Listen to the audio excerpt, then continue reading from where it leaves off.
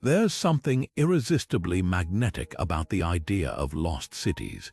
Picture towering temples swallowed by jungles, bustling streets buried under centuries of sand, entire civilizations that thrived, then vanished without a trace. These places haunt our imagination, whispering secrets of forgotten kings, untold treasures, and mysteries that defy explanation.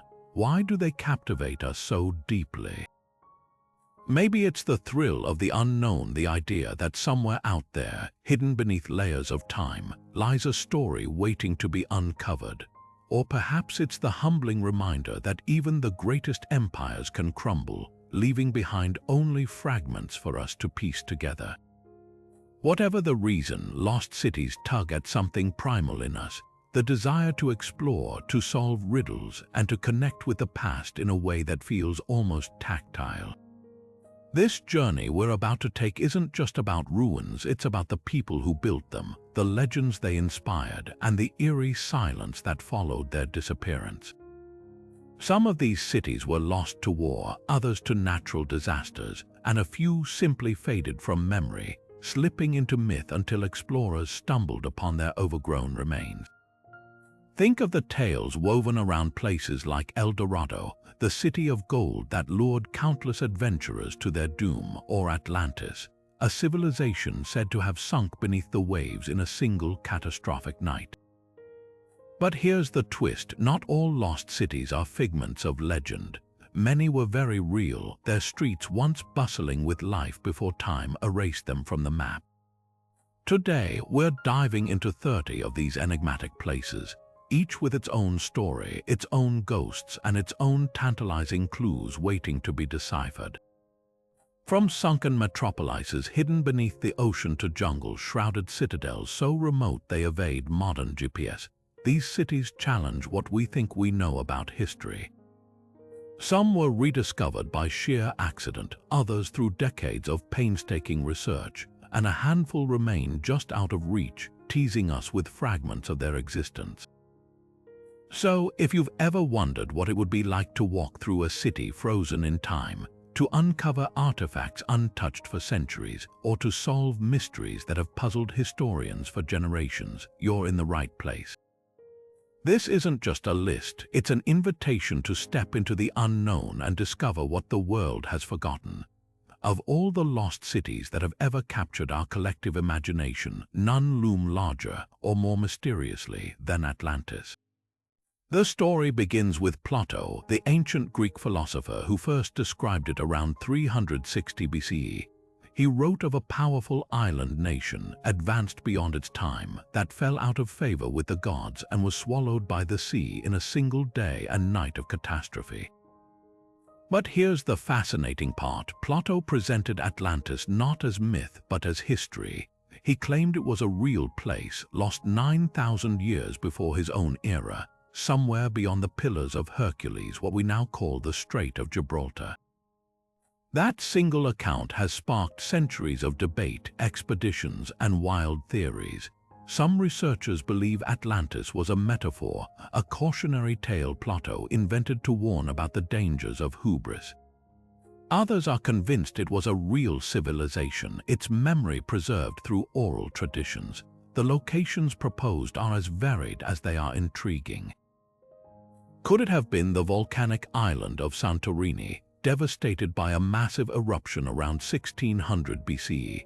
Some argue the Minoan civilization there matches Plato's description, an advanced society wiped out by natural disaster.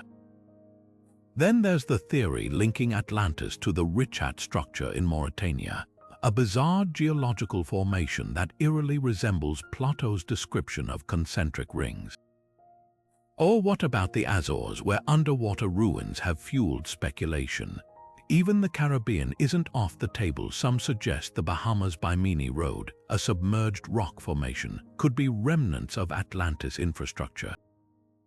But why does this legend endure? Perhaps because Atlantis represents more than just a lost city. It's a mirror for our own fears and fascinations, a warning about the fragility of civilization, a symbol of forgotten knowledge, or even a tantalizing clue that advanced societies existed long before recorded history.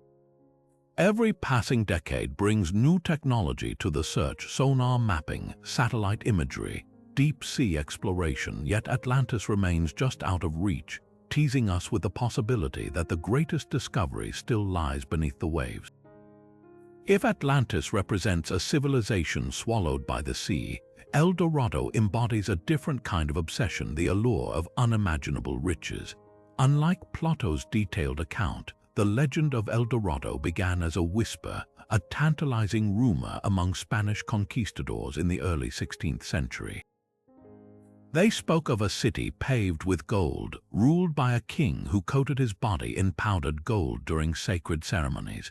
But here's the twist: the original story wasn't about a place at all. It was about a person, the Gilded One, or El Dorado, in Spanish a Muisca tribal leader from what's now Colombia. The Muisca, a sophisticated pre-Columbian culture, practiced a ritual at Lake Guatavita where their leader would cover himself in gold dust, then wash it off in the waters as an offering to the gods. Spanish explorers, hungry for wealth, warped this ceremony into a myth of an entire city dripping with treasure. Their greed fueled expeditions that carved paths through jungles and mountains, leaving trails of destruction. Men like Gonzalo Pizarro and Sir Walter Raleigh risked and lost everything chasing a fantasy that grew grander with each retelling. Modern archaeology, though, has peeled back the layers of legend to reveal something far more fascinating. The Muisca didn't live in a golden city, but their civilization was rich in ways the conquistadors failed to understand. They mastered goldworking, creating intricate tanjos, small votive offerings, not as currency but as sacred objects. Their true wealth lay in their trade networks, their advanced agriculture, and their complex social structure.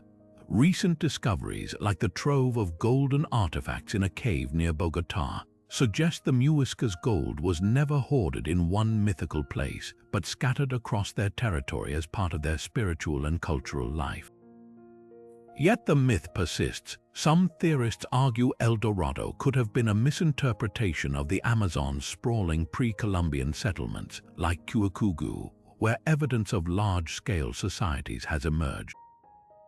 Others believe the legend absorbed fragments of real cities, blending them into a collective fantasy. What makes El Dorado endure isn't just the promise of gold, it's the human tendency to chase mirages, to project our desires onto the unknown. Every failed expedition, every empty map only deepened the mystery, turning a ritual into a kingdom and a kingdom into a dream.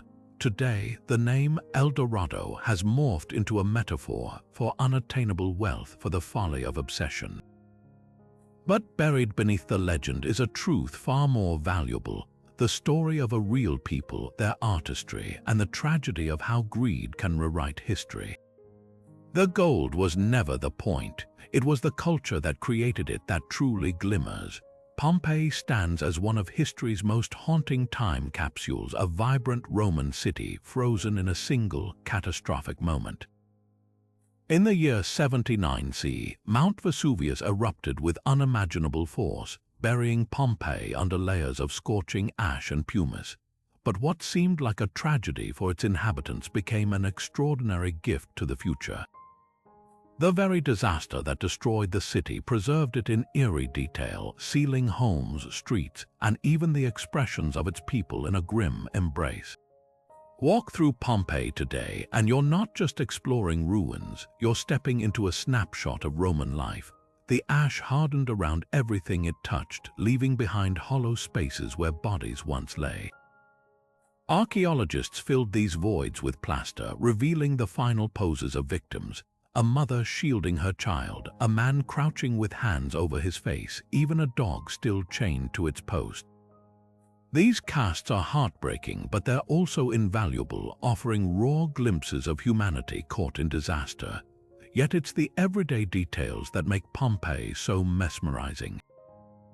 The city's walls are covered in graffiti, not the mindless scrawls of vandals, but messages that range from political slogans to love notes. One inscription near a tavern reads, "I screwed the barmaid," while another boasts, "Atlantis got me pregnant." These candid moments remind us that the people of Pompeii weren't so different from us. Their bakeries still contain charred loaves of bread, their taverns have counters stained by wine spills, and their homes feature intricate mosaics declaring, "Beware of the dog." Then there are the frescoes, vibrant paintings that adorn the walls of wealthy villas, depicting myths, landscapes, and even cheeky erotic scenes. One famous image from the Villa of the Mysteries shows a woman undergoing a Dionysian initiation rite, her face a mix of fear and ecstasy. These artworks weren't just decoration, they were windows into Roman beliefs, desires, and sense of beauty. Pompeii's rediscovery in the 18th century sparked a revolution in archaeology. Excavators realized they weren't just unearthing artifacts, they were resurrecting an entire way of life. From the elaborate public baths to the stepping stones that kept pedestrians dry during floods, every corner of the city tells a story. Even the grooves worn into stone streets by chariot wheels speak volumes about daily traffic patterns.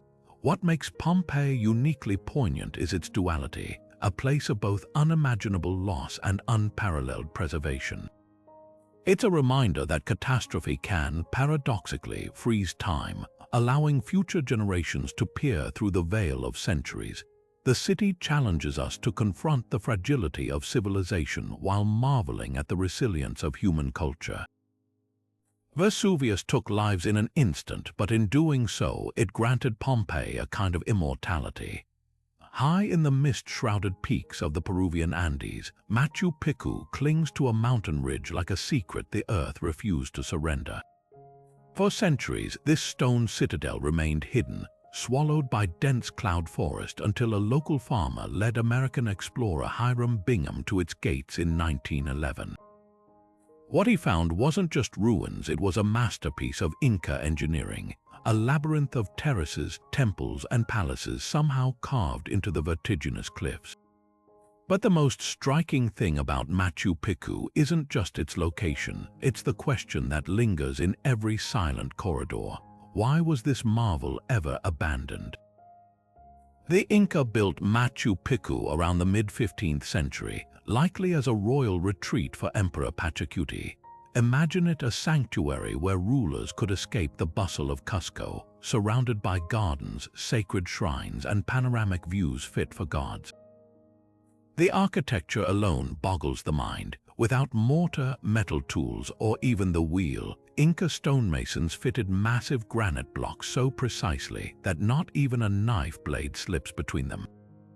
Their technique, called ashlar masonry, allowed the structures to withstand centuries of earthquakes, the stones shifting and settling without collapsing. Then there's the celestial alignment. The Intihuatana stone, a ritual pillar at the site's highest point, served as an astronomical clock. During equinoxes, the sun casts no shadow from it, a feat of precision that reveals the Incas' deep understanding of solar cycles. Temples dedicated to the sun and moon align perfectly with solstice sunrises, turning the entire city into a sacred calendar etched in stone. But Machu Picchu's mystery deepens when we ask why it was deserted. Unlike other Inca sites ravaged by Spanish conquistadors, this citadel shows no signs of conflict or sudden destruction. Some theorize a smallpox outbreak brought by Europeans decimated its population. Others point to evidence that it was abandoned before the Spanish arrival, perhaps due to water shortages or political shifts, the most haunting possibility. That Machu Picchu was never meant to last, a temporary sanctuary whose purpose faded with the emperor who commissioned it. What's undeniable is how the city plays tricks on time. The terraces, designed to prevent erosion, still function flawlessly. The staircases, carved from single boulders, lead nowhere now or everywhere, depending on how you see it. Walking its paths feels like tracing the edges of a dream, one where the line between human achievement and natural wonder blurs completely. Machu Picchu isn't just a lost city rediscovered, it's a conversation between earth and sky left for us to overhear. Deep in the Jordanian desert, where cliffs glow like embers in the sunlight, Petra emerges from the stone as if sculpted by giants. This wasn't just a city, it was a statement, a declaration of wealth and power chiseled into the very rock by the Nabateans, a nomadic tribe who transformed themselves into master traders around the 4th century BC. Imagine caravans of camels laden with spices from Arabia, silks from China, and incense from Somalia, snaking through narrow sandstone canyons to reach this oasis of commerce. The Nabateans didn't just build Petra, they engineered it, controlling scarce water with a network of dams, cisterns, and channels that turned the desert into a thriving metropolis. The most iconic site, the treasury, or Al-Khosneh, wasn't actually a bank but a tomb, its facade towering 40 meters high, adorned with intricate carvings of gods and mythological figures. Legend says pirates hid treasure in the urn at its top, leaving bullet marks from futile attempts to crack it open, but the real treasure was Petra itself. The city's tombs, temples, and theaters weren't just functional, they were propaganda, dazzling visitors with Nabatean ingenuity. Even today, the colors striating the cliffs, crimson, ochre, and gold, shift with the sun, as if the stone itself is alive. Then came the Romans. In 106 CE, they annexed Petra, rerouting trade routes to bypass the city. Earthquakes in 363 and 551 CE shattered aqueducts and crumbled buildings. By the time the Crusaders arrived in the 12th century, Petra was already a ghost, its existence fading into Bedouin folktales. For 600 years, the Western world forgot it entirely, until Swiss explorer Johann Ludwig Burckhardt, disguised as an Arab scholar, convinced local guides to lead him to the lost city in 1812. Petra's rediscovery wasn't just an archaeological triumph, it was a revelation.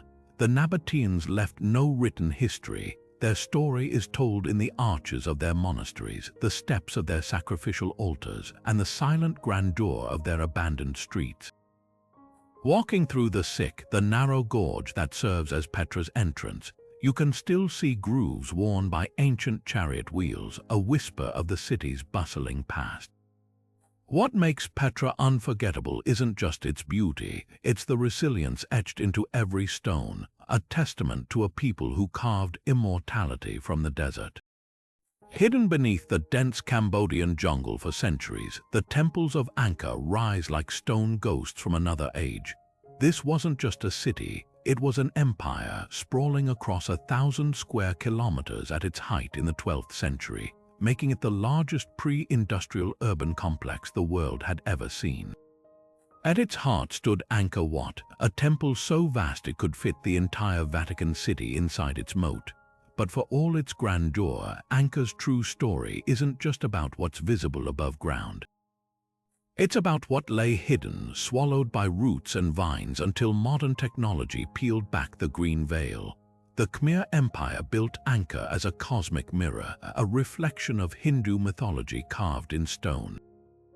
Angkor Wat alone took 30 years to construct, its 5 central towers symbolizing Mount Meru, the sacred home of the gods. But what's truly staggering is the hydraulic system they engineered, an intricate network of canals, reservoirs, and barrages, massive artificial lakes that turned monsoon floods into a controlled lifeline. For centuries, scholars assumed the temple stood alone, isolated monuments in a sea of wilderness. Then came LiDAR. In 2012, airborne laser scanners pierced the jungle canopy, revealing a metropolis beneath the trees, gridded streets, suburbs, even industrial districts where thousands crafted ceramics and forged metal. The scans showed Angkor wasn't just a ceremonial center but a pulsating urban hub supporting nearly 1 million people. Suddenly, causeways emerged from the data, linking temples like pearls on a string. The most jaw-dropping discovery, a vast urban area surrounding Angkor Wat, complete with neighborhoods laid out in precise geometric patterns. Yet Angkor's downfall holds its own mysteries. Climate records suggest decades of drought and flooding destabilized the water system.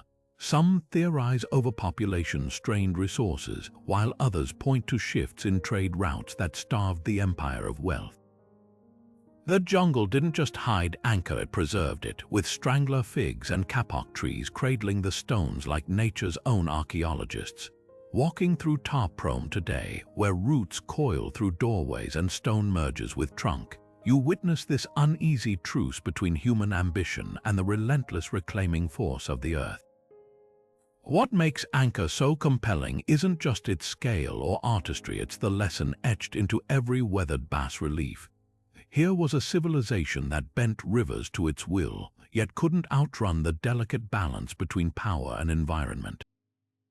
The same waterways that fed its rise may have sealed its decline, a warning as relevant now as it was 600 years ago.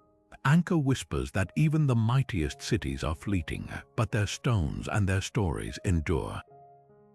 For centuries, the city of Troy existed as a shimmering mirage between history and myth, a place immortalized by Homer's Iliad, where gods meddled in human affairs and a wooden horse became the ultimate trick of war.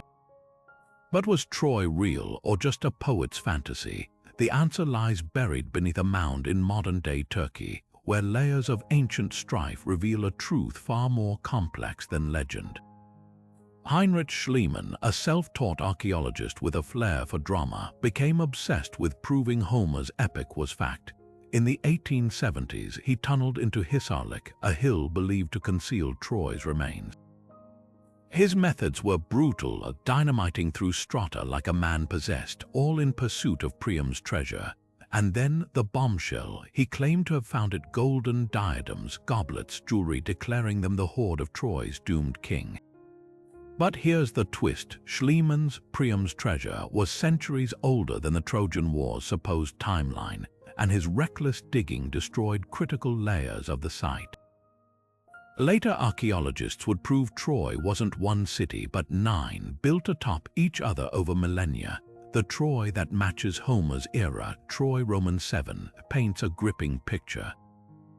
Its massive walls, scorch marks, and sling bullets suggest a city that knew violence. Arrowheads embedded in its ramparts, storage jars hastily buried in floors. These aren't just artifacts, they're silent screams of a people under siege. But was it the siege? The timeline fits the late Bronze Age collapse, a period when empires crumbled and marauding sea peoples ravaged the Mediterranean. Troy, perched at the mouth of the Dardanelles, controlled trade between the Aegean and Black Seas. Its wealth came from taxing ships, making it a prize worth fighting for. The real tragedy of Troy isn't just the blur between myth and history, it's how easily one man's ambition can rewrite the past. Schliemann's theatrics overshadowed the painstaking work of later scholars who pieced together Troy's true story, a cosmopolitan hub where Hittite tablets mention a vassal state called Wilusa, likely Homer's Ilios. Its streets traded Mycenaean pottery, Anatolian silver, and Baltic amber, proving its role as a linchpin of Bronze Age commerce. So did the Trojan War happen? Probably not as Homer sang it: no Achilles, no Helen, no divine Chinese letter, but conflict almost certainly. Troy's bones tell of earthquakes, fires, and battles fought over the very real stakes of power and profit. The city's greatest legacy isn't a wooden horse or a golden mask, it's the reminder that behind every myth, there's a kernel of truth waiting to be unearthed if we're willing to dig deeper than the legend. Rising from the shores of North Africa like a mirage of power and prosperity, Carthage was once the undisputed queen of the Mediterranean. Founded around the 9th century BC by Phoenician traders from Tyre, this city was built on a spit of land jutting into the sea, a perfect vantage point to control the bustling trade routes between Europe, Africa, and the Middle East. What began as a modest trading post soon exploded into a metropolis of staggering wealth, its harbors bristling with ships carrying tin from Britain, ivory from Africa, and the priceless purple dye extracted from sea snails that became the symbol of royalty across the ancient world. At its peak, Carthage was a marvel of urban planning, a grid of whitewashed houses climbing the hillsides, dominated by the towering temple of Baal Hammon, where incense coiled into the sky. But the true genius lay below ground. The city's engineers designed an intricate sewer system so effective it rivaled Rome's, and their circular naval harbor could shelter 200 warships at once, hidden from view until the moment of attack. This wasn't just a city, it was a machine built for commerce and conquest, ruled by merchant princes who understood that wealth flowed to those who commanded the waves. Then came the clash that would define its fate, the Punic Wars. Rome, the ascendant wolf of Italy, saw Carthage as the one rival standing between it and total dominion. The legendary General Hannibal's march across the Alps with elephants became the stuff of nightmares for Rome, but despite his brilliance, Carthage's resources stretched too thin. When Rome finally breached the city walls in 146 BC after a grueling 3-year siege, the destruction was absolute. For 17 days, fires raged, reducing libraries, temples, and markets to ash. Surviving citizens were sold into slavery, and legend claims the Romans salted the earth to ensure nothing would grow, though modern historians debate this final act of spite. Today, the ruins of Carthage lie buried beneath the affluent suburbs of Tunis, their outlines barely visible beneath villas and lemon groves. Excavations have unearthed haunting remnants, the haunting Tophet, where urns holding the bones of sacrificed children were found, and the shattered columns of the once great harbors now silent. Yet even in fragments, Carthage whispers of what might have been a civilization so formidable that its ghost lingered for centuries, its innovations copied by the very empire that sought to erase it. The irony, Rome's greatest rival became its most enduring lesson in the price of unchecked ambition. Emerging from the emerald embrace of Guatemala's Patane rainforest, Tikal's limestone temples pierce the canopy like stone knives, silent sentinels of a civilization that once dominated the Maya world. This wasn't just a city, it was a powerhouse of politics, art, and cosmic ambition, where rulers claimed descent from the gods and waged wars under the watchful eyes of carved serpent deities. Walk its grand plaza today, and you're standing at the heart of a metropolis so vast that even after decades of excavation, archaeologists are still uncovering its secrets. What made Tikal extraordinary wasn't just its scale, though its 6 great pyramids, including Temple Roman IV, one of the tallest pre-Columbian structures in the Americas, still inspire awe, but its role in a geopolitical drama that shaped an entire region. For centuries, Tikal and its nemesis, Calakmul, locked horns in a struggle akin to the Cold War of the ancient Maya world. Imagine 2 superpowers vying for control of trade routes, vassal states, and the loyalty of lesser kingdoms. Calakmul, from its stronghold in present-day Mexico, formed alliances with cities like Caracol and Naranjo, while Tikal countered with its own network, including the loyal powerhouse of Capan. The conflict wasn't just territorial, it was ideological, with each city promoting its patron god and vision of order. Then came the surprise twist. In 562 CE, Calakmul engineered Tikal's defeat, a humiliation so profound that the city erected no monuments for over a century. Stelae, those carved stone records the Maya used to celebrate victories, fell silent, but Tikal wasn't finished. Like a phoenix, it resurged under the leadership of Jasor Chan Kayahuil in the late 7th century, who orchestrated a stunning comeback. His victory over Calakmul in 695 CE was immortalized in art, the ruler posing atop bound captives draped in jade with Calakmul's patron deity trampled beneath his feet. Recent LIDAR surveys have ripped away the jungle's veil to reveal Tikal's true sprawl, a megacity supporting tens of thousands, with reservoirs, causeways, and neighborhoods stretching far beyond the ceremonial core. The most jaw-dropping revelation, a hidden fortress with towering ramparts, suggesting Tikal feared invasion even in its prime, but perhaps the most haunting detail is found in the bones. Skeletal remains show signs of malnutrition during the city's decline, a poignant clue to the droughts and overpopulation that may have doomed it. Standing atop Temple Roman 4 at sunrise, watching mist coil around the pyramids like the breath of the past, you understand why Tikal endures. It's not just a ruin, it's a frozen moment of human triumph and frailty, where ambition carved itself into the earth only to be swallowed by the very forest it once conquered. Towering stone walls curve like the ribs of some ancient beast across the hills of southern Africa. This is Great Zimbabwe, a city that dared European colonizers to rewrite history. When Portuguese traders first heard whispers of stone towers in the interior during the 16th century, they dismissed them as fables. Even when explorers stumbled upon the ruins centuries later, many refused to believe Africans could have built something so sophisticated. The colonial narrative insisted it must have been Phoenicians, Arabs, anyone but the ancestors of the local Shona people. But the stones don't lie. Great Zimbabwe thrived between the 11th and 15th centuries as the heart of a kingdom that controlled trade routes stretching from the Swahili coast to the interior. Its wealth came from gold, not just the metal itself, but the mastery of commerce. Imagine caravans winding through the savannah, carrying ivory, copper, and glass beads from as far away as China and Persia. The city's rulers didn't just trade, they minted currency in the form of standardized gold ingots, a system so reliable that Arab merchants trusted it implicitly. At its peak, this was a cosmopolitan hub where Persian ceramics mingled with local pottery, and the scent of spices from India lingered in the marketplace air.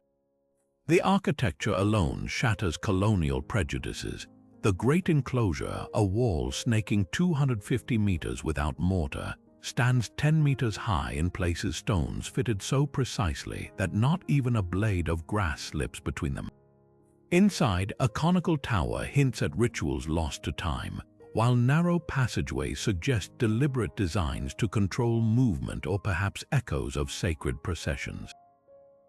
Then there's the hill complex where rulers likely held court, gazing down at a valley dotted with the ruins of over 10,000 smaller structures. This wasn't just a royal citadel, it was the nerve center of an empire.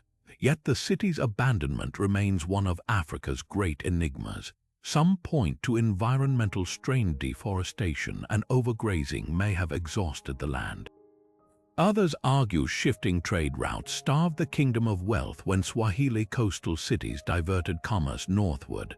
The most haunting theory, a political fracture where rival factions splintered the kingdom from within. Excavations reveal no signs of invasion, only orderly departure. It's as if the city exhaled and never inhaled again. Today, Great Zimbabwe's true legacy isn't just in its stones, but in the reclaiming of its story. Post-independence, the nation of Zimbabwe took its name from these ruins as a defiant tribute to pre-colonial brilliance. Walking among the weathered walls, you can almost hear the echoes of a civilization that refused to be erased, a testament to the ingenuity of people who built not just a city, but a monument to resilience. Buried beneath the dust of millennia in what's now Pakistan, Mohenjo-Daro stands as a riddle wrapped in baked brick, one of the world's first planned cities, yet one of its most mystifying disappearances. Built around 2500 BC along the fertile banks of the Indus River, this wasn't just a settlement, it was a masterclass in urban design, a metropolis so ahead of its time that its innovations wouldn't be matched for another 4,000 years. Picture wide, grid-patterned streets aligned with celestial precision, houses with indoor toilets connected to a citywide sewer system, and public wells spaced at regular intervals like ancient infrastructure poetry. Every brick, standardized to a perfect 4:2:1 ratio, speaks of a civilization obsessed with order, but it's the eerie quiet of Mohenjo-Daro's end that haunts archaeologists. Unlike Pompeii's violent frieze or Troy's layered battles, this city shows no signs of invasion, no evidence of catastrophic fire or flood. The artifacts left behind, a treasure trove of seals, pottery, and that famous bronze dancing girl statue with her defiantly cocked hip hint at a vibrant culture abruptly interrupted.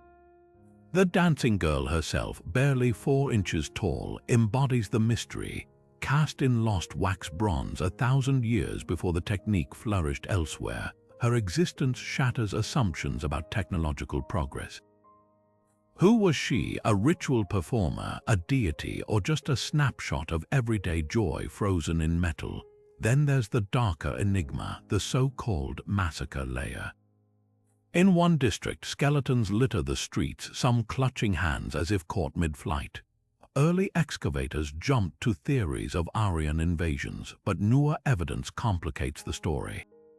No weapons were found nearby, and the bones lacked trauma marks. Could these have been victims of a pandemic, or refugees felled by thirst when the Indus shifted its course? Climate studies reveal the region grew arid around 1900 BCE, but abandonment seems gradual, like a city slowly emptying its pockets rather than collapsing in chaos. What lingers most about Mohenjo-Daro isn't just what we've uncovered, but what's missing. Unlike Egypt or Mesopotamia, the Indus Valley left no deciphered texts, no temples shouting praise to known gods. Their writing, etched on tiny seals, remains stubbornly unreadable. Were they a peaceful society, as some argue, given the lack of fortifications, or did their conflicts leave subtler scars?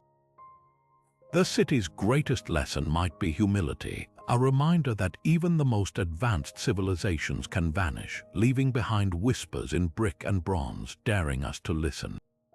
Rising from the Syrian desert like a mirage of marble and sandstone, Palmyra was once a symphony of cultures, a place where Roman ambition, Persian elegance, and Arab ingenuity fused into something extraordinary.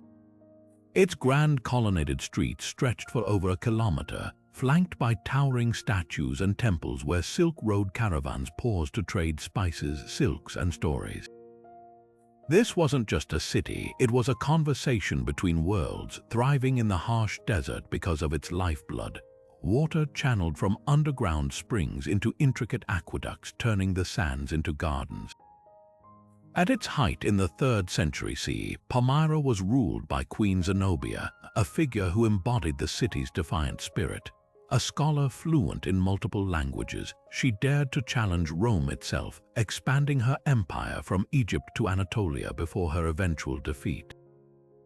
The ruins she left behind, like the Temple of Bel with its celestial alignments, or the theater where Greek dramas once echoed, spoke of a cosmopolitan hub where gods from every corner of the known world were worshipped side by side.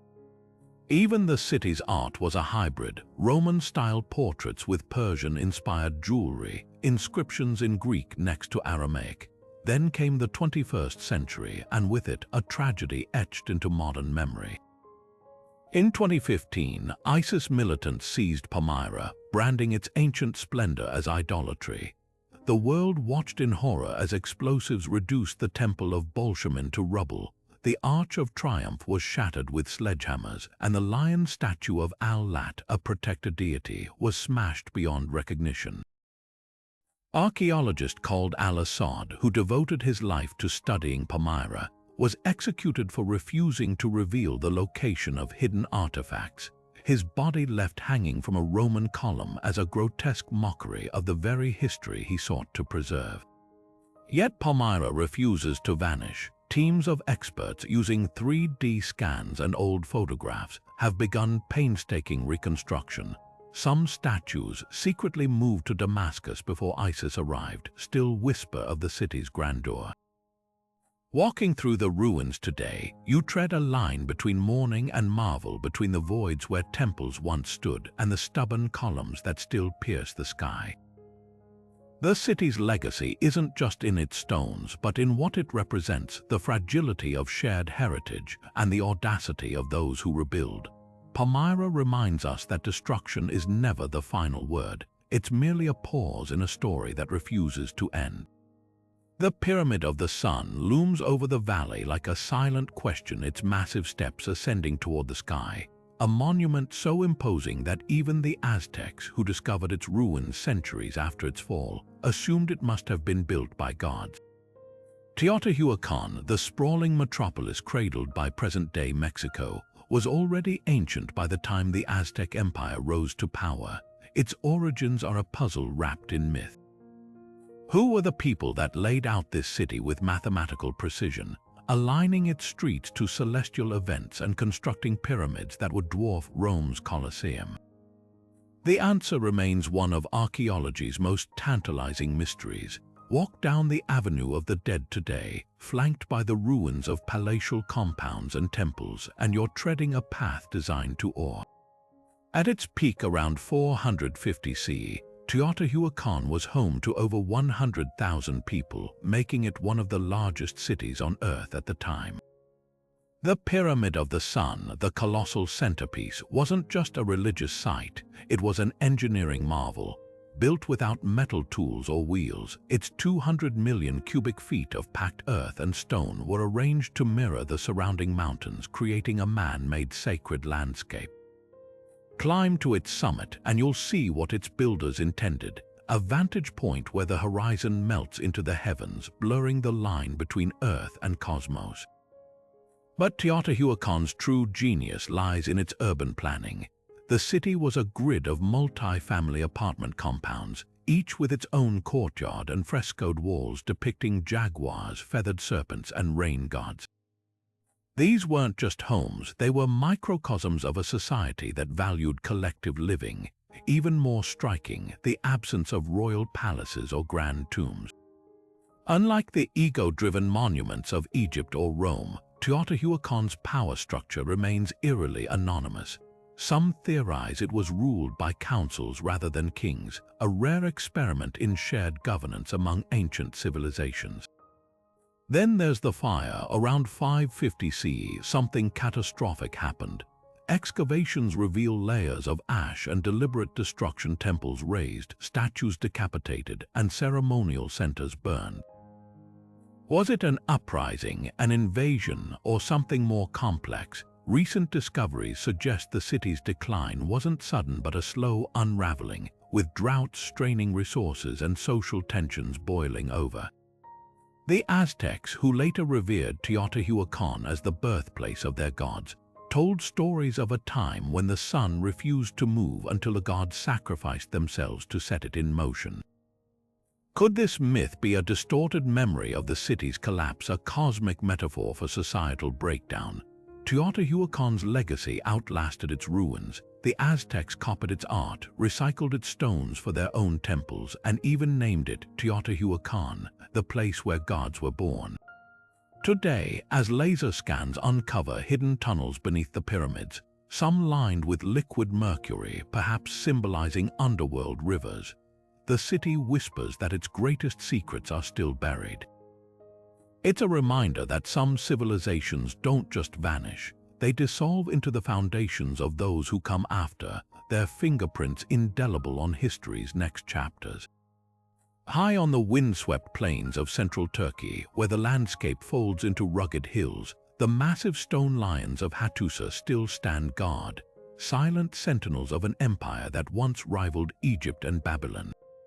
This was the nerve center of the Hittite world, a Bronze Age superpower whose kings commanded armies, forged treaties, and exchanged letters with pharaohs. Yet for centuries after its collapse, Hattusa vanished so completely that scholars wondered if it had ever existed outside of scattered references in Egyptian hieroglyphs.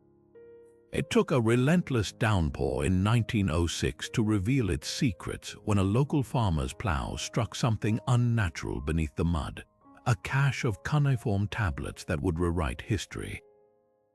What makes Hattusa extraordinary isn't just its scale.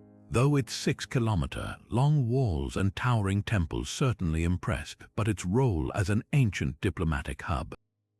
The city's archives contained over 30,000 clay tablets, many detailing intricate treaties, marriage alliances, and even correspondence with Queen Nefertiti of Egypt. One fragile document, the Treaty of Carthage, is the oldest surviving peace accord in history, scribed in Akkadian around 1250 BC. In it, the Hittites and Egyptians, after years of brutal conflict, agreed to mutual defense and extradition clauses, diplomacy so advanced it wouldn't be matched for another millennium.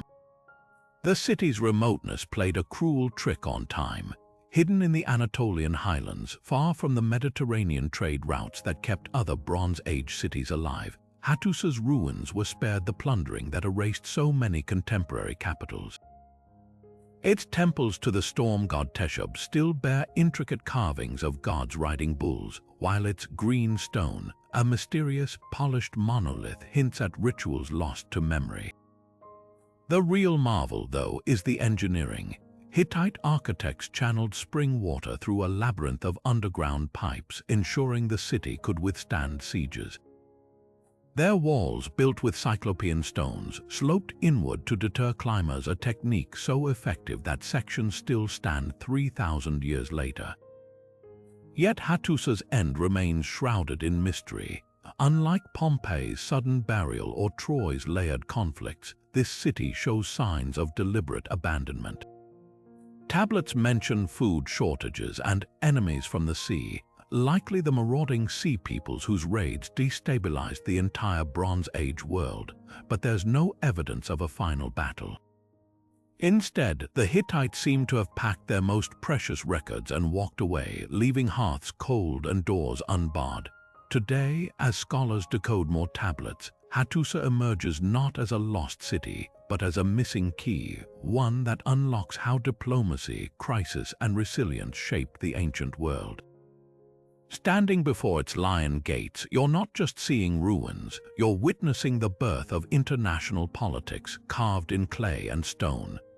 Beneath the waves off India's western coast lies a mystery that blurs the line between myth and history. Dwarka, the legendary city of Lord Krishna, said to have vanished beneath the sea when its divine protector departed this world. Hindu scriptures describe it in vivid detail, a golden metropolis with 70,000 palaces, its streets bustling with celestial opulence, its walls so grand they could repel even the gods.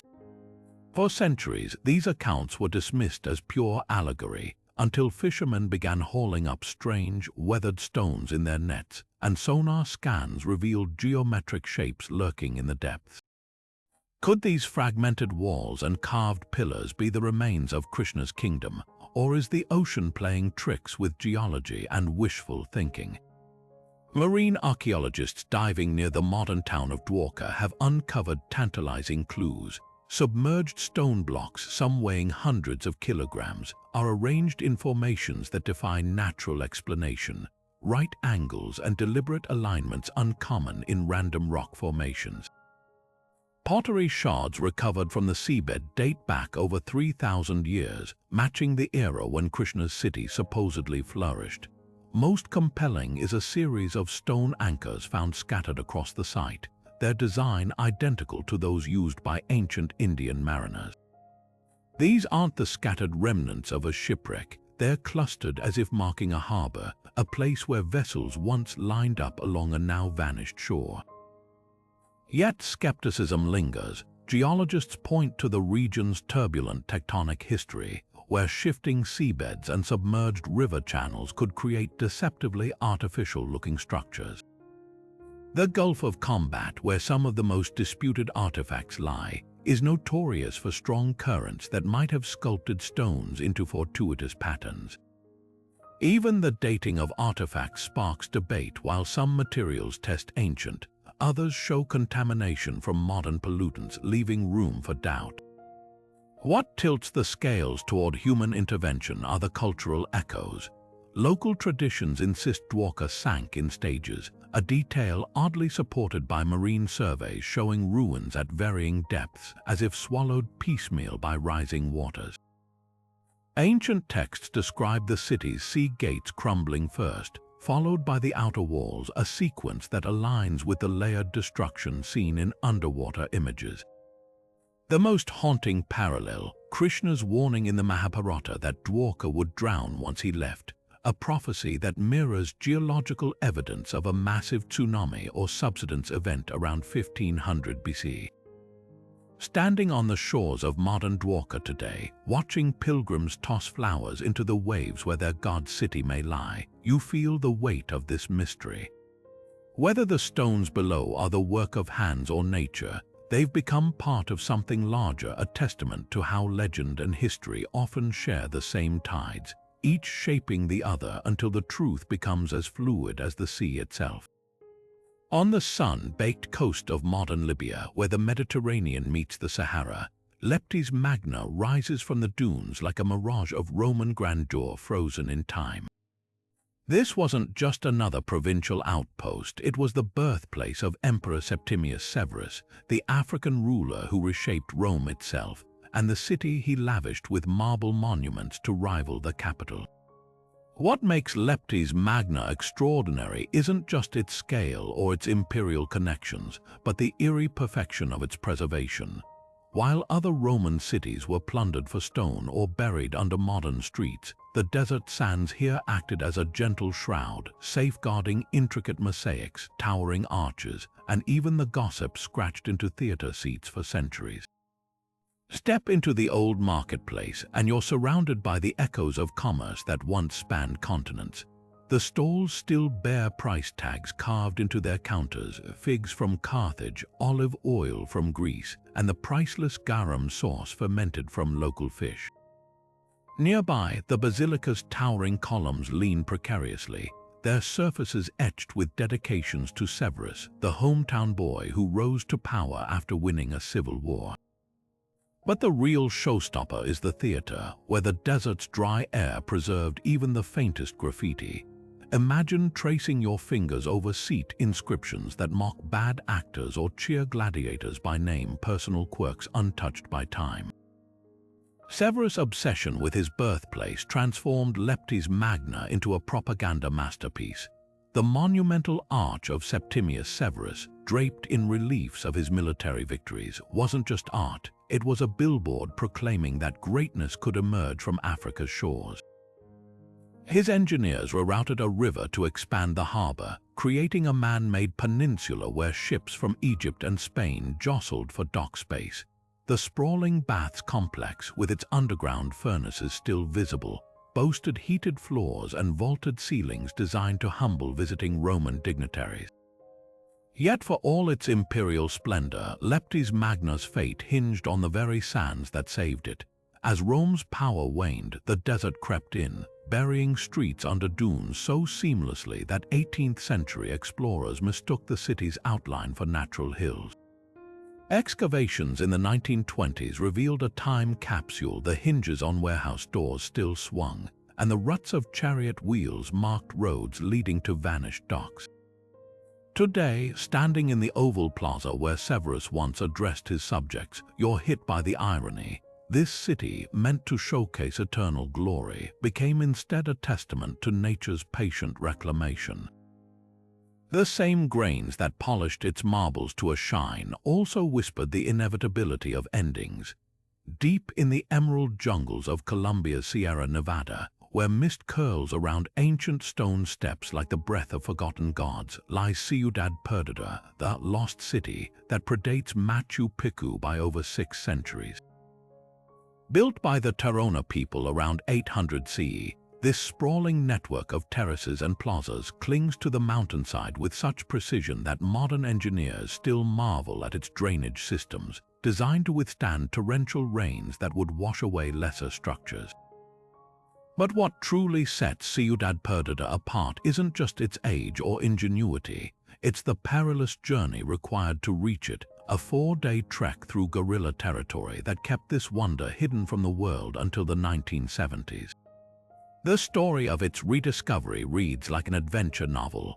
Local looters, known as guaqueros, stumbled upon moss-covered stairs while hunting for treasure in 1972, leading them to a terraced city so overgrown that trees had fused with stone walls. Word spread of golden artifacts, drawing both thieves and archaeologists, but the real challenge wasn't the jungle. For decades, Colombia's civil conflict made the region a no-go zone, with Marxist guerrillas and paramilitary groups controlling access to the ruins. Excavations were impossible, researchers risked kidnapping or worse. Even today, the hike to Ciudad Perdida requires military escorts past abandoned coca fields and through rivers where the echoes of gunfire still haunt older guides. Yet those who brave the journey find more than ruins. They uncover the legacy of the Tairona, a civilization that thrived without empire or conquest.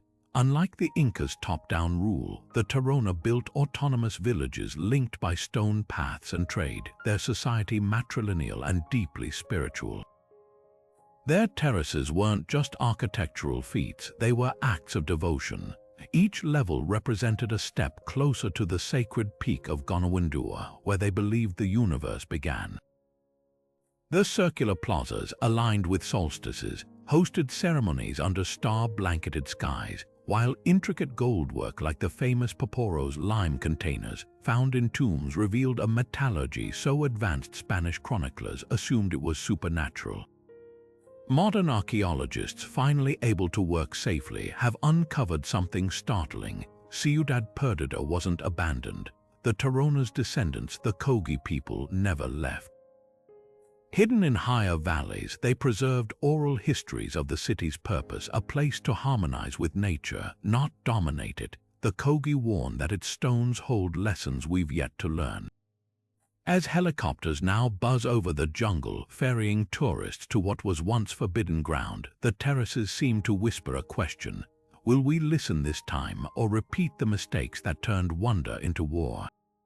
Marco Polo's words painted Xanadu in colors so vivid they seared into history. A summer palace of golden roofs and marble pavilions where Kublai Khan hosted feasts beneath silk tents so vast they could shade 10,000 warriors.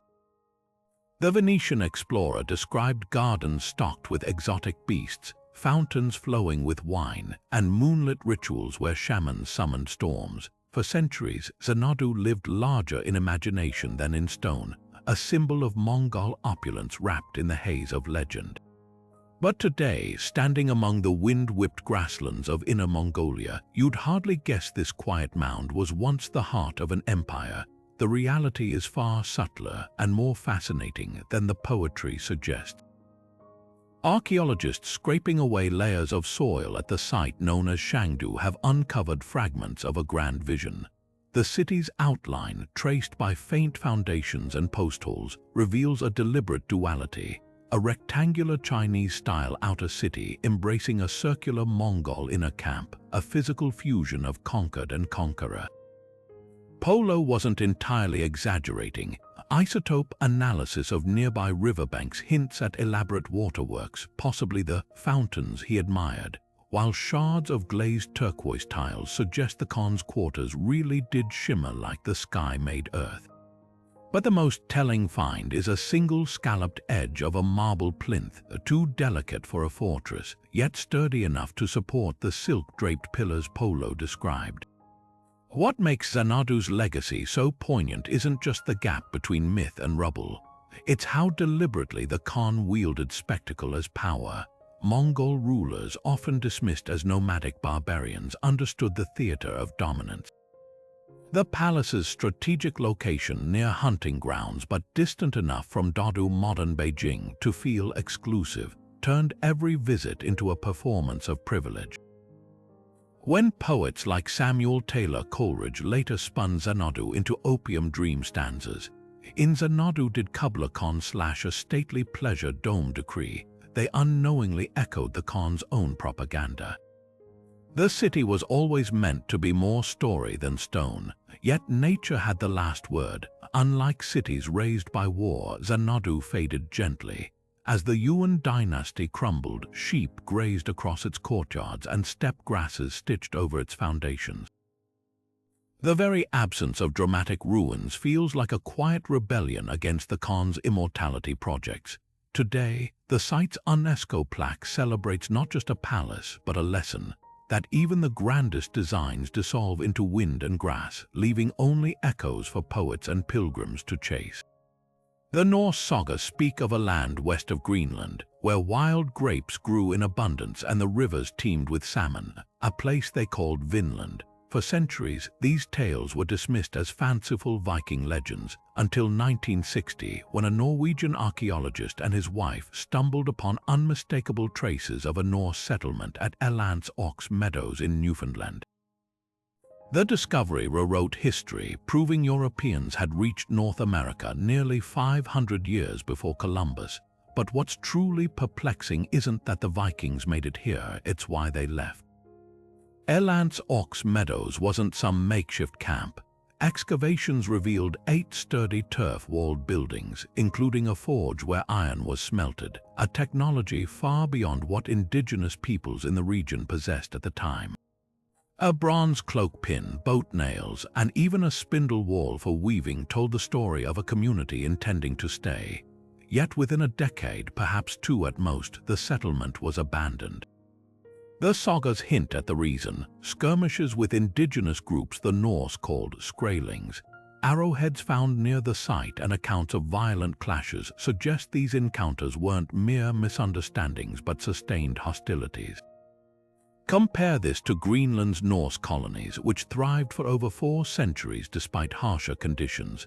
There, the Vikings adapted, raising livestock on marginal pastures and trading walrus ivory with Europe. Vinland offered richer resources timber Greenland lacked, game in abundance, but it also presented something the Greenland settlements didn't: a densely populated coastline. The Dorset and Thule peoples had lived here for generations, with deep knowledge of the land and no intention of yielding it.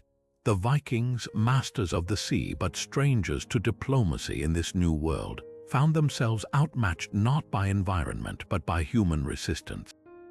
Climate may have sealed Vinland's fate. Tree rings from the period show a sharp cooling around 1000 CE, the beginning of the Little Ice Age. For Greenland's Norse already entrenched, this meant thinner margins. For Vinland's would-be colonists, it was the final nudge toward retreat. The sagas speak of expeditions after Leif Erikson's, but none lasted. Perhaps without a steady flow of settlers or support from Greenland's struggling outposts, Vinland became a bridge too far. Standing on the windswept coast of Erlant's Ox Meadows today, watching the Atlantic crash against reconstructed turf huts, you sense the weight of this might have been. The Vikings didn't fail because they lacked courage or skill. They simply arrived at a time when the odds, both human and natural, were stacked against them.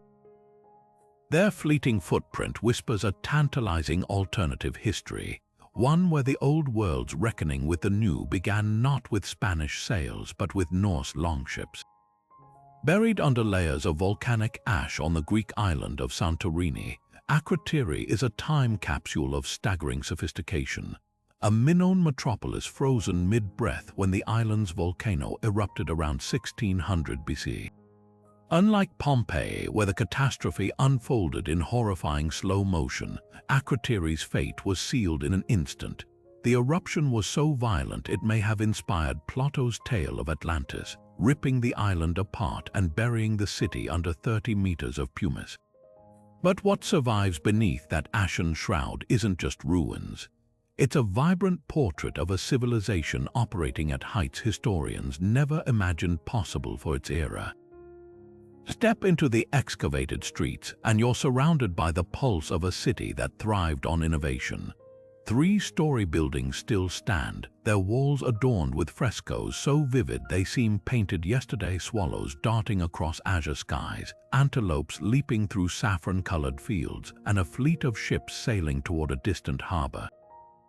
These aren't primitive daubs but masterpieces of perspective and movement, proof that Minoan artists understood techniques Europe wouldn't rediscover for another 3,000 years. The famous Boxing Boys fresco captures 2 youths mid-spar, their sinewy bodies rendered with anatomical precision, their energy vibrating off the plaster. Yet Akrotiri's true genius lies beneath the surface. The city boasted a plumbing network that rivaled Rome's and predated it by over a millennium. Clay pipes channeled hot and cold running water through homes, while elaborate drainage systems funneled waste away from public spaces. Some houses even featured flush toilets, a luxury most Europeans wouldn't enjoy until the 19th century, but the pièce de résistance, a sophisticated earthquake-resistant design. Wooden beams were woven into walls to absorb seismic shocks, a technique modern engineers call base isolation, the same principle used in today's skyscrapers. What fascinates archaeologists most, though, is what's missing. No bodies have been found trapped in the ash, no hoards of abandoned jewelry. The streets are eerily orderly, suggesting the inhabitants had warning perhaps from foreshocks and evacuated in time. They left behind jars of olive oil, looms mid-weave, and unfired pottery waiting in kilns as if planning to return. The volcano's pyroclastic surge didn't just preserve Akrotiri, it captured a society in motion, offering a rare glimpse of Minoan daily life uninterrupted by panic. Standing in the shadow of Santorini's caldera today, you realize Akrotiri's legacy isn't just about what was lost. It's about how much these people achieved. Their artistry, their engineering, their adaptability whisper a humbling truth. Civilization isn't a straight line of progress. Sometimes the brightest flames flicker out too soon, leaving behind only echoes for us to piece together. Çatalhöyük isn't just a ruin, it's a time machine to the very dawn of urban living. Picture a sprawling honeycomb of mud brick houses crammed shoulder to shoulder, their flat roofs serving as streets, their walls adorned with bull horns and vivid frescoes. This Neolithic settlement in modern-day Turkey thrived over 9,000 years ago, making it one of the oldest cities ever discovered.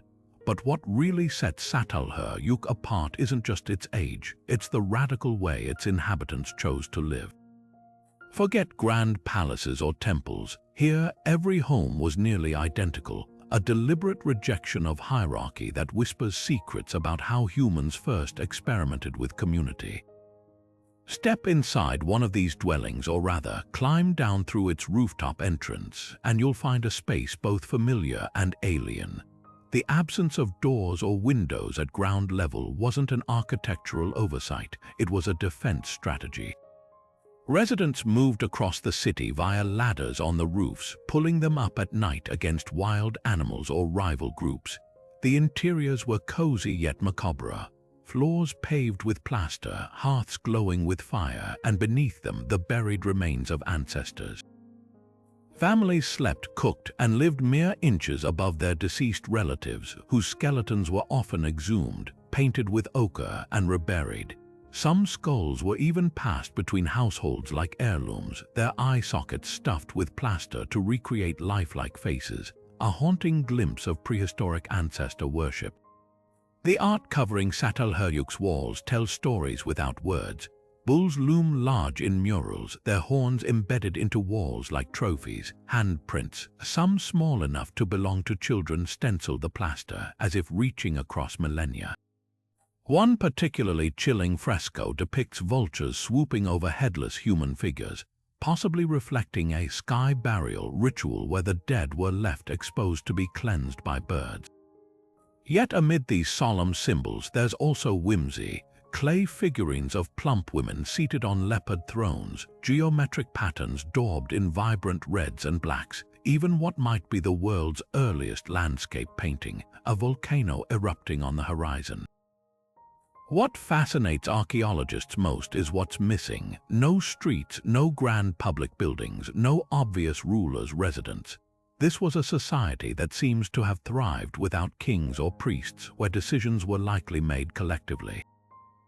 The dead weren't segregated in cemeteries but kept close, blurring the line between the living and the ancestors. Even the economy feels startlingly modern. Obsidian tools from distant volcanoes suggest trade networks, while stored grains hint at surplus agriculture.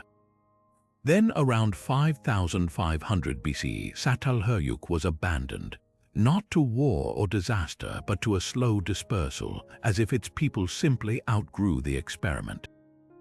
Walking its excavated layers today, you're left with a profound question. Did they leave because the model failed or because it succeeded? Their legacy isn't just in the bones and bricks, it's in the radical idea that a city could be built not on power, but on shared walls and collective memory. In a world obsessed with monuments to the elite, Çatalhöyük stands as a silent counterargument, the first urban dream woven from equality and clay. Perched high in the alcoves of Colorado's sandstone cliffs, Mesa Verde's dwellings seem to defy gravity. Entire villages tucked beneath rocky overhangs, their rectangular windows staring out like watchful eyes over the desert below. These weren't just shelters, they were a brilliant adaptation to a changing world. Around 1200 CE, the ancestral pueblones, sometimes called the Anasazi, though modern Pueblo peoples prefer this more accurate term, began constructing these intricate apartments in the cliffs, hauling sandstone bricks, timber, and water up precarious hand and tow trails. The switch from mesa-top villages to vertical living wasn't architectural whimsy, it was survival. Tree rings from the era tell a grim story, decades of unrelenting drought with rainfall dropping to half its normal average. The cliffs offered shade, natural insulation, and protection both from enemies and the scorching sun that baked the plains above. Walk through Cliff Palace today, the largest of these dwellings, and you're stepping into a marvel of pre-Columbian engineering. 217 rooms cluster together, connected by hidden tunnels and ladders, with circular kivas, sacred ceremonial chambers sunken into the floors. The masonry is precise, each stone shaped to fit snugly against its neighbor without mortar. But it's the small details that linger in memory. Handprints pressed into clay plaster, corn grinding stones worn smooth by generations of use, and the soot stains from ancient hearths still clinging to ceilings. These weren't temporary refuges, they were homes where people laughed, prayed, and told stories under the stars. Then, around 1280 CE, something extraordinary happened. The Pueblones walked away. Not in panic, but in deliberate stages. They packed their belongings, sealed doorways with carefully placed stones, and left behind only echoes. For years, archaeologists assumed warfare or resource collapse drove them out, but newer evidence paints a subtler picture.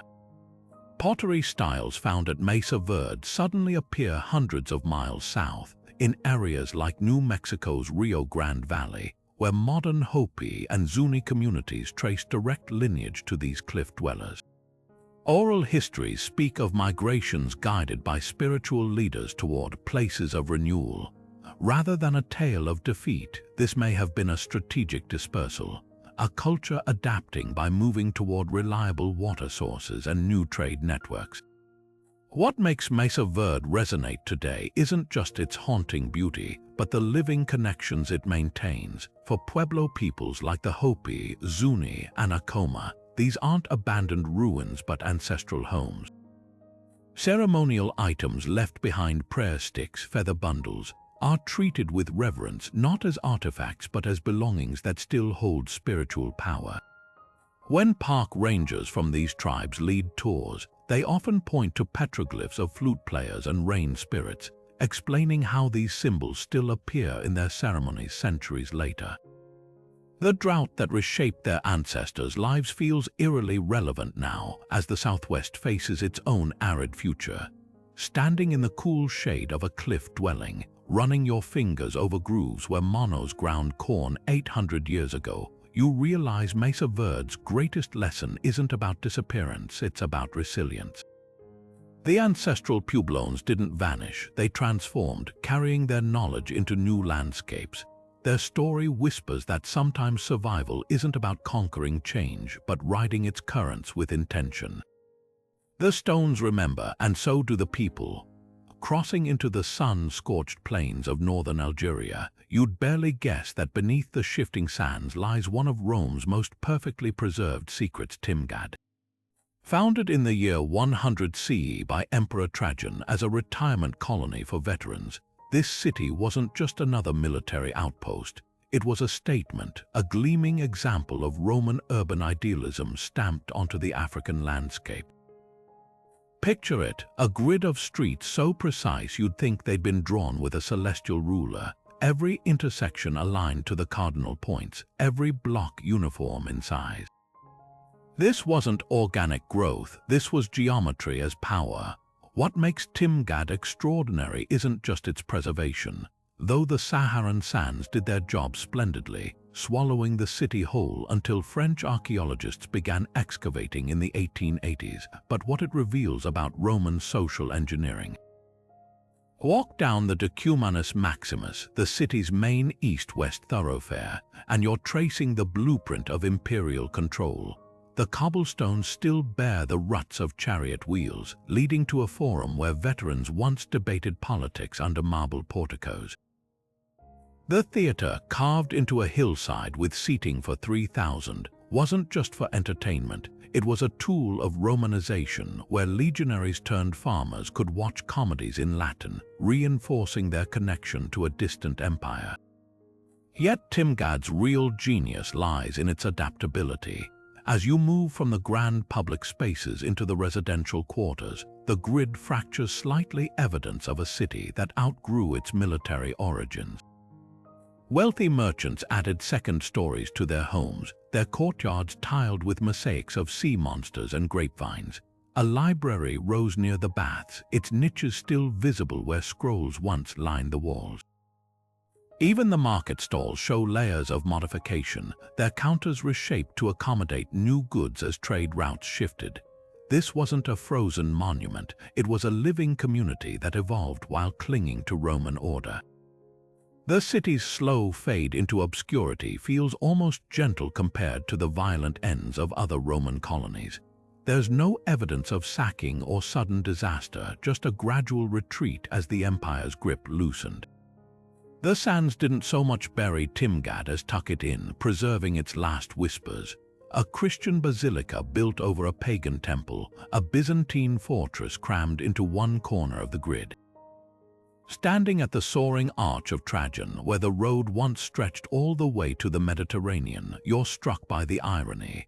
Rome built this city to showcase eternity, but its true gift was in how it embraced change, layer by patient layer, until the desert decided it was time to sleep.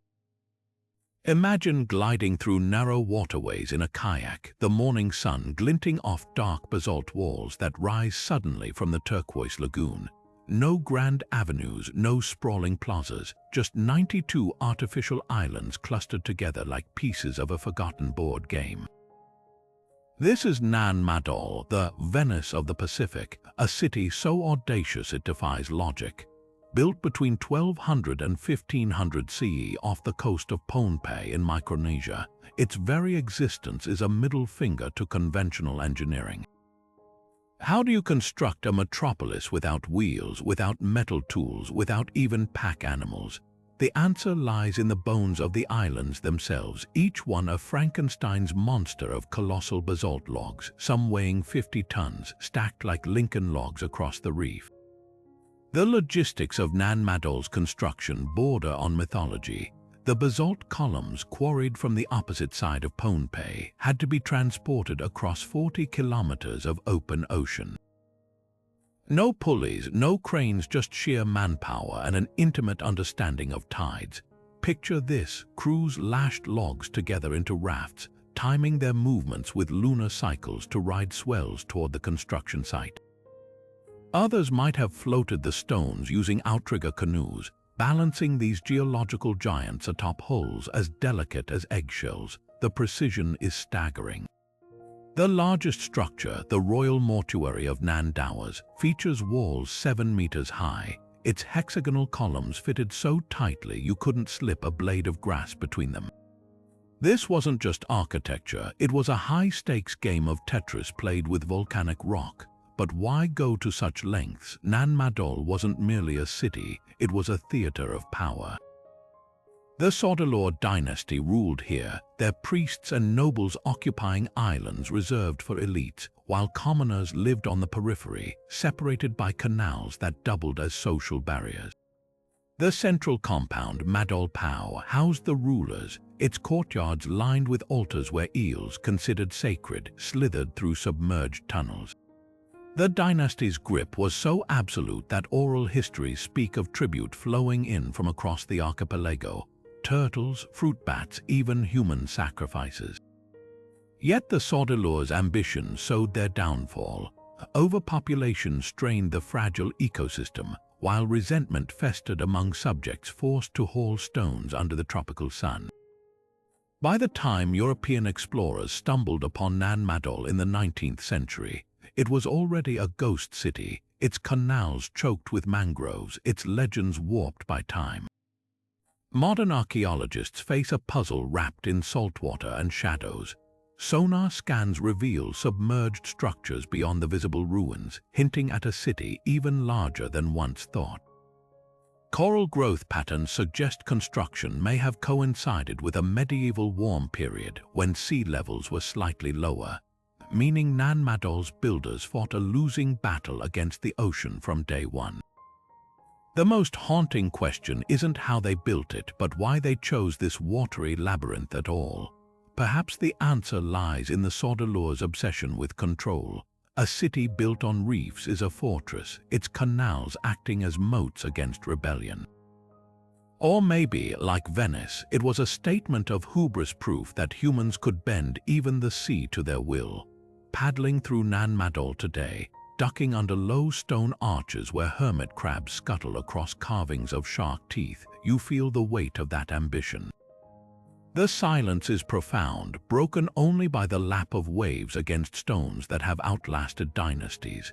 This isn't just a lost city, it's a monument to the audacity of those who refuse to accept the limits of their world. And as the tide creeps higher each year, whispering over the very walls meant to defy it, Nan Madol offers a final, somber lesson. No empire, no matter how ingeniously built, can hold back the sea forever. Rising 200 meters above the Sri Lankan jungle like a stone sentinel, Sigiriya, or Lion Rock, is a paradox carved in granite. Imagine a fortress so audacious that its builder, King Kasyapa, reshaped an entire mountaintop into a palace fit for a god-king, then dared painters to decorate sheer cliff faces with frescoes of celestial maidens. But this UNESCO-listed marvel isn't just a relic of royal hubris. It's a layered story of power, paranoia, and spiritual redemption that unfolds with every step up its vertiginous staircases. The saga begins in the 5th century CE, when Kasyapa, a prince who seized the throne by allegedly entombing his own father alive, chose this monolith as his stronghold. His logic was brutally practical. Atop an impregnable rock, he could see enemies coming for miles, but Kasyapa didn't just want safety, he demanded spectacle. Engineers transformed the summit into a pleasure palace with pools fed by hydraulic systems that defied the era's technology, while artisans painted 500 voluptuous nymphs onto the western rock face, their golden skin and lotus flowers glowing against the stone. The most breathtaking feat, the Lion Gateway, where visitors once entered through a massive brick and plaster lion's mouth, only its colossal paws remain today, clinging to the cliff like a fading dream. Yet Sigiriya's true intrigue lies in its afterlife. After Kasyapa's dramatic fall, defeated in battle, he slit his own throat rather than surrender. The site morphed from a symbol of tyranny to a sanctuary of peace. By the 7th century, Buddhist monks had claimed the rock, converting palace chambers into meditation cells and scribbling devotional poetry onto the mirror wall, a polished surface so flawless it supposedly reflected the king's face. These graffiti verses, some over 1,000 years old, reveal how visitors through the ages were spellbound by the same vistas that once fed a king's vanity.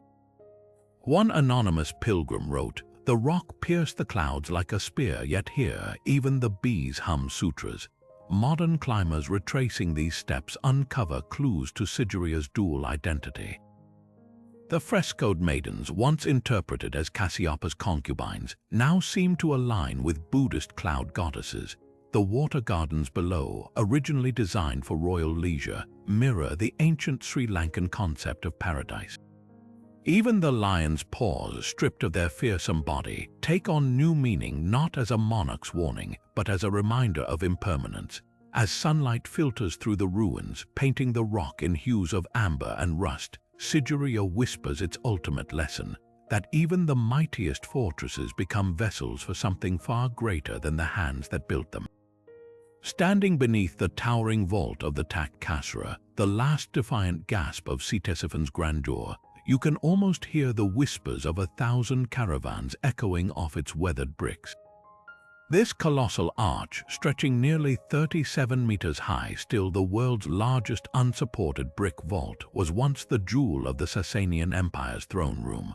a space designed to make visitors feel infinitesimal beneath its soaring curves.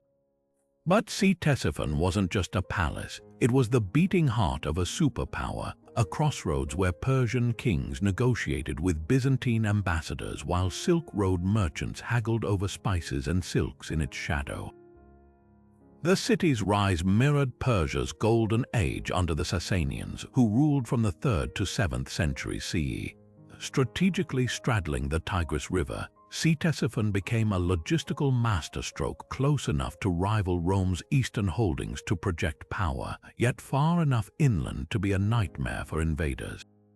Its markets brimmed with goods from every corner of the known world: Chinese porcelain, Indian gemstones, Arabian incense, and even African ivory. The imperial archives here held knowledge spanning languages and religions, from Zoroastrian hymns to Nestorian Christian texts. And at its center, the Tak Kasra stood as an engineering marvel, its parabolic arch calculated with such precision that modern physicists still debate how the builders achieved it without reinforced concrete or steel. Yet Ctesiphon's fate hinged on the very trade routes that fueled its wealth. When Arab armies surged from the Arabian Peninsula in the 7th century, their conquest wasn't just military, it was economic. They targeted Ctesiphon not only for its symbolic value as the Sasanian capital, but to control the Silk Road's western terminus. The fall of the city in 637 CE wasn't a sudden collapse but a slow unraveling. As the caliphate shifted power to newly founded Baghdad just 30 kilometers north, Ctesiphon's bricks were plundered for new constructions, its libraries dispersed and its grandeur repurposed. The Tak Kasra, once a hall of kings, became a quarry for lesser monuments, a metaphor for empires rewriting history over the bones of their predecessors. But look closer, and the arch reveals quieter rebellions. Its bricks bear the fingerprints of laborers pressed into service centuries ago, their identities lost but their touch immortalized in clay. The walls, though stripped of their original stucco and paint, still resonate with acoustic properties designed to amplify a Shah's voice. Even the cracks tell a story, not just of decay but of resilience. In 2019, heavy rains caused a segment to collapse, prompting emergency stabilization efforts that uncovered original pigments: lapis lazuli blue and gold leaf hidden beneath centuries of grime. Today, standing in the shadow of the Tak Kasra, you're not just witnessing a ruin, you're straddling the fault line between epochs. The arch frames the modern world like a camera obscura, filtering sunlight through the lens of history. It's a reminder that cities, like empires, are never truly lost, only transformed. Their stories compressed into layers of brick and memory, waiting for the next chapter to be written. Silk Road caravans once whispered Merv's name with reverence, a city so lush, so wealthy. It was said the streets shimmered with discarded peach pits from merchants gorging on its orchards. Nestled in the oasis of modern-day Turkmenistan, this wasn't just a trading hub, it was the beating heart of the medieval world, a megalopolis that dwarfed Baghdad and Constantinople at their peaks. By the 12th century, Merv's libraries held more knowledge than all of Europe combined. Its astronomers charted the heavens from towering observatories, and its workshops wove carpets so fine they were mistaken for mirages. The Mongols didn't just sack a city in 1221, they erased a beacon of human achievement. Walk through the ruins today and the contrast is jarring. The Sultan Sanjar Mausoleum, once the crown jewel of Merv's skyline, now stands alone in the desert, its turquoise dome cracked but defiant. Beneath it stretch the skeletal remains of a metropolis that housed over 1 million souls, crumbling mud brick walls of caravanserais where camels once rested, the ghostly outlines of ice houses where engineers stored winter snowfall to cool summer drinks, and the faint grid of streets that hosted philosophers from Delhi to Damascus. The most haunting absence, the Great Kizkala, a fortress-like mansion with corrugated walls designed to shimmer like folded silk in the sunlight. Its empty corridors echo with the silence of 1,000 dinner parties where poets, mathematicians, and merchants once clinked glasses under starlit courtyards. The brutality of Merv's destruction still chills the bones. When Genghis Khan's son Tolui demanded surrender, the city's governor made a fatal miscalculation. He executed the Mongol envoys. What followed wasn't just conquest but erasure. Chroniclers wrote of pyramids of skulls taller than minarets, of canals running red with blood, of libraries set ablaze until the smoke blotted out the sun for days. The Mongols didn't just kill Merv's people, they severed its lifelines, diverting the Murghab River until the orchards withered and the fountains ran dry. Within a generation, the Queen of Cities became a cautionary tale whispered along the Silk Road, a reminder that no amount of walls or wealth could withstand the storm from the steppes. Yet Merv's legacy refuses to fade entirely. In the 1990s, archaeologists sifting through the debris found something extraordinary, a ceramic bowl with a single word glazed into its base, sherbet. This humble artifact, likely used for serving the sweet fruit drinks Merv was famous for, became a tiny key to the city's soul. It spoke of a place where Persian, Turkic, and Arab cultures didn't just coexist but fermented into something new, where science and hedonism walked hand in hand. The bowl now sits in a museum in Ashgabat, a silent witness to the day the music stopped, but also to the centuries when Merv taught the world how to dance. Standing in the desert wind, watching dust devils spiral over the rubble, you realize the cruelest lesson of lost cities isn't about their fall, but about how brightly they burned before the darkness came. Deep in the sweltering embrace of the Patane rainforest, where howler monkeys punctuate the air with guttural cries, Calakmul emerges from the green shadows not as a ruin but as a dormant sovereign. This was the nerve center of the Kingdom of the Snake, a Maya superpower so formidable it challenged Tikal's dominance for centuries. Unlike its rivals' towering pyramids that pierce the sky, Calakmul's majesty lies in its sprawl, over 6,000 structures hidden beneath the canopy, a metropolis designed to intimidate through sheer scale. Its very name means two adjacent mounds, a deceptively humble moniker for a city that once pulled the strings of vassal states across the Yucatan. What made Calakmul so dangerous wasn't just its military might, but its mastery of alliances. While Tikal flaunted singular monuments to its kings, Calakmul's rulers, the enigmatic Khan dynasty, operated like puppet masters, marrying into lesser kingdoms and backing coups to expand their influence. Stelae recovered from distant sites like Naranjo and Karakol bear their emblem glyph, the twisted serpent, proof of a network stretching hundreds of kilometers. Their strategy was relentless: isolate Tikal by turning its allies, then strike when the rival was weakest. In 562 CE, they succeeded spectacularly, orchestrating Tikal's defeat and casting it into a century-long silence. Yet Calakmul's remoteness, once its greatest defense, became its curse. While Tikal was rediscovered in the mid-19th century, Calakmul's ruins were so deep in the Patane wilderness that archaeologists didn't properly document them until 1931. Even then, the site remained shrouded not by jungle but by geopolitics. Nestled near Mexico's volatile border with Guatemala, it became a no-go zone during the region's 20th century conflicts, leaving its secrets guarded by guerrillas and drug traffickers rather than stone. Modern technology has finally ripped away the veil. LiDAR scans reveal a city designed for endurance, vast reservoirs lined with waterproof plaster, elevated causeways that doubled as defensive choke points, and agricultural terraces capable of feeding tens of thousands.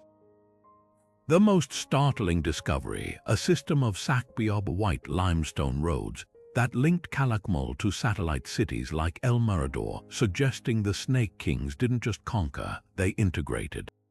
But Calakmul's greatest treasure might be its murals. In Structure 2, beneath layers of grime, conservators uncovered a painting of a maize god rising from the underworld, not in the typical Maya blue, but in rich ochres and blacks. The style is unmistakably Teotihuacano, evidence of a deep cultural exchange with that distant Mexican empire. It's a reminder that for all their rivalry with Tikal, the Snake Kings were players in a game much larger than the Patane. Walking Calakmul's reclaimed plazas today, you feel the weight of its silence. The same isolation that preserved its stones also erased its voice. No surviving bark paper books, no Rosetta Stone to fully decode its inscriptions. Yet the jungle still hums with its legacy. When archaeologists unearthed the tomb of Uknum the Great, the ruler who brought Calakmul to its zenith, they found his skeleton surrounded by jade mosaics. And the bones of a sacrificed python, coiled in death as it was in life, the eternal symbol of a kingdom that refused to be forgotten. Beneath the turquoise waters of Egypt's Abu Qir Bay, where fishermen once cast their nets, lies a city swallowed whole by the sea, Thonis Heraclean, a place so legendary scholars debated its existence for centuries. Imagine a harbor where Greek merchants haggled beside Egyptian priests, where colossal statues of gods watched over ships laden with gold and grain, all now entombed in sediment. This wasn't just a port, it was a cultural crossroads, the mandatory gateway for all maritime trade between ancient Greece and the Nile Delta. Then, around the 8th century CE, the earth simply opened up. Whether by earthquake, rising seas, or the liquefaction of unstable delta soil, the city sank beneath the waves, its memory fading into myth until a French archaeologists' team, led by Frank Gaudio, caught a glint of gold in their underwater scanners in 2000. What emerged from the silt was nothing short of miraculous. A 7-ton red granite statue of Hapi, the Nile god of fertility, lay perfectly preserved, his benevolent smile still intact after 12 centuries underwater. Nearby, a black slab, the stele of Thonis Heraclean, bore inscriptions in Greek and hieroglyphs, finally confirming this was indeed the same city known by two names, Thonis to the Egyptians, Heraclean to the Greeks. But the real treasures weren't just the grand monuments. Shipwrecks stacked with amphorae of wine and olive oil revealed snapshots of daily commerce, while gold coins and delicate jewelry hinted at the wealth that flowed through these docks.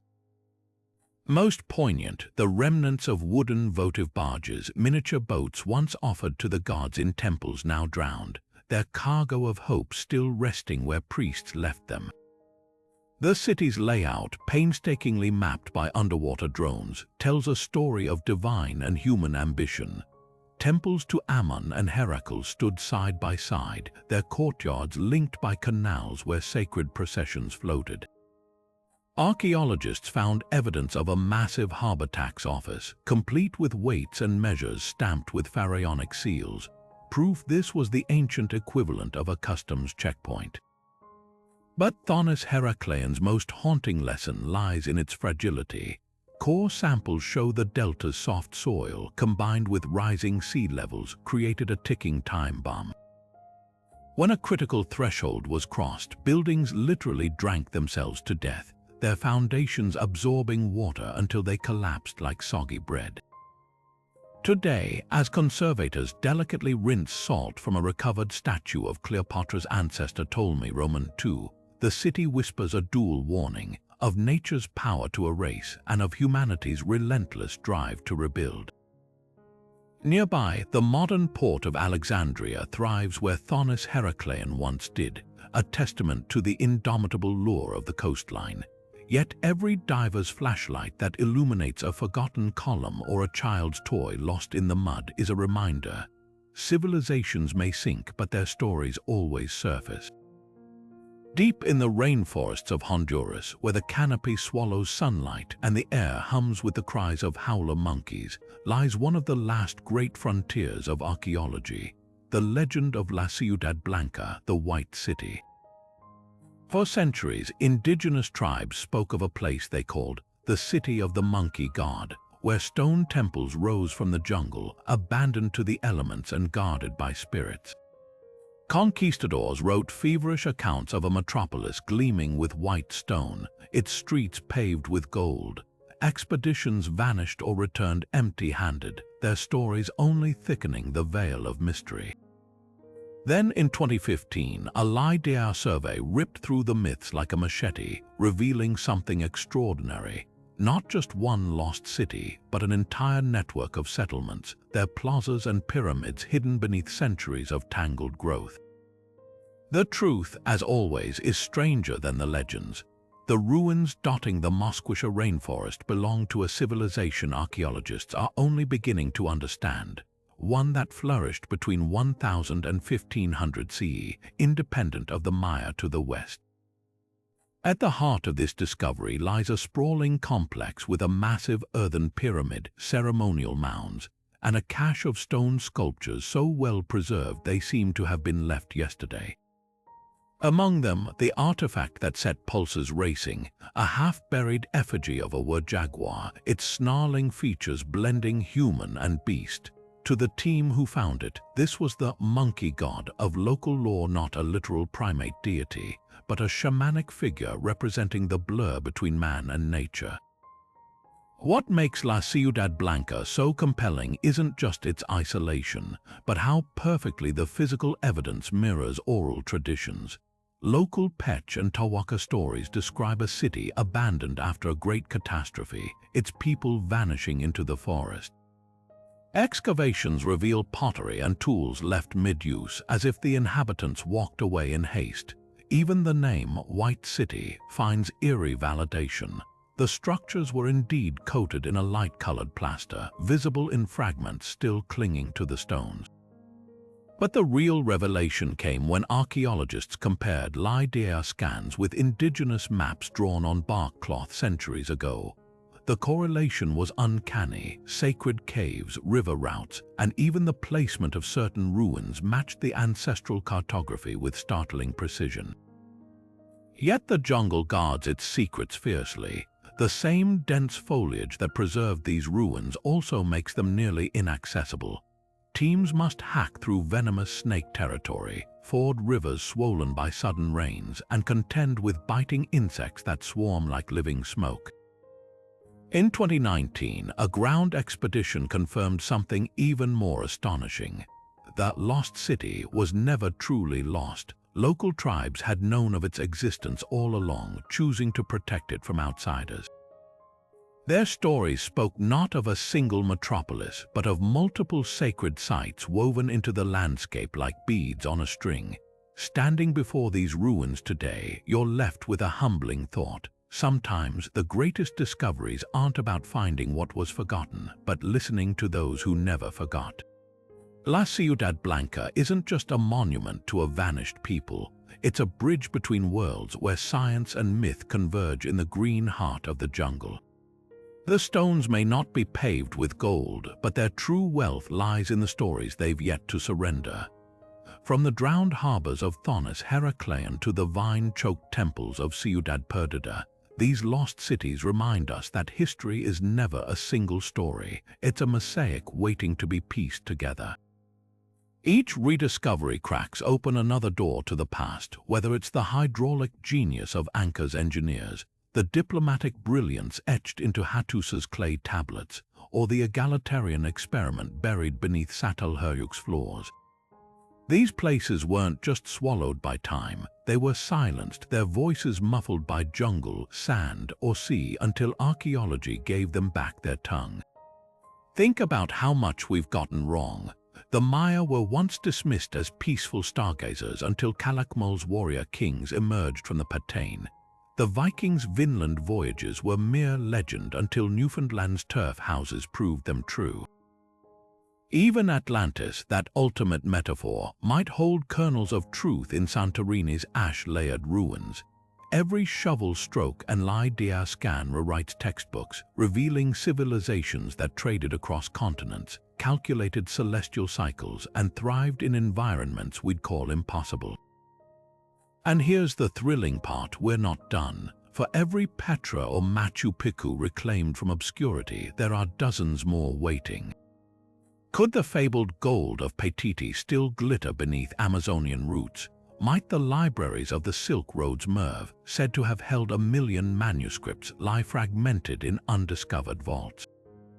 The ocean floors alone hide countless potential Thonis Heracleans, their stories dissolved in saltwater but not yet erased, so now we turn to you. Which of these lost cities resonates most? Is it the tragic beauty of Pompeii, frozen in its final breath, or the audacity of Nan Madol's ocean-bound stones? Maybe you've heard legends we haven't covered, whispers of Zazora's Saharan oasis or the labyrinthine tunnels beneath Ecuador's Teos caves. Drop your pics in the comments and let's keep the conversation alive. After all, the next great discovery might start with a rumor, a map, or even a viewer's hunch. History's lost chapters are still being found, and you're part of the search.